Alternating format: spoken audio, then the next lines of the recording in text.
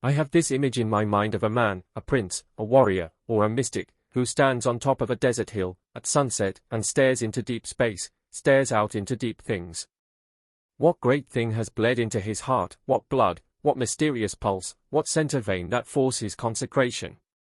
On my end I think there is a sort of alchemy of seriousness, something to touch the deep things of God, and we should be careful to stare into the deep, because there is the deep things of God and the deep things of the emptiness, which is an abyss, and there is a monster inside.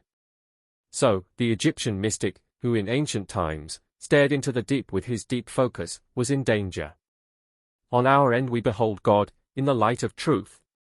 Now the mind of the human, driven by the psychotic fear in our depths, has trained itself, by the force of the fear, to be immediately and adequately satisfied by the comfort of the natural, which is a career, money, things like that. So the thoughts of the brain creates an immediate end point in the moments of satisfaction, and this end point of gratification creates the inversion of the deep. One cannot then touch deep things, and our minds deceive us constantly. I also think of something else this morning. Does God use graves? And by a grave I think of a thing, even circumstance, that had died, as it were. It is a mysterious notion. God himself, as it were, rose out of a grave, overcoming all things and by this setting all reality into a certain future.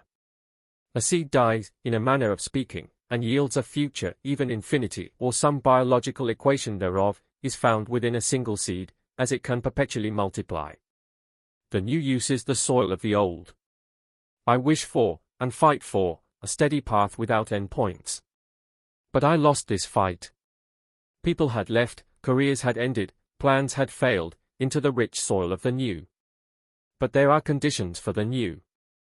The soil of the circumstance that ended is only rich when we live in gratitude, a little drop even, and a willingness to let go, and thirdly, hope, because hope is the alchemy of the grave.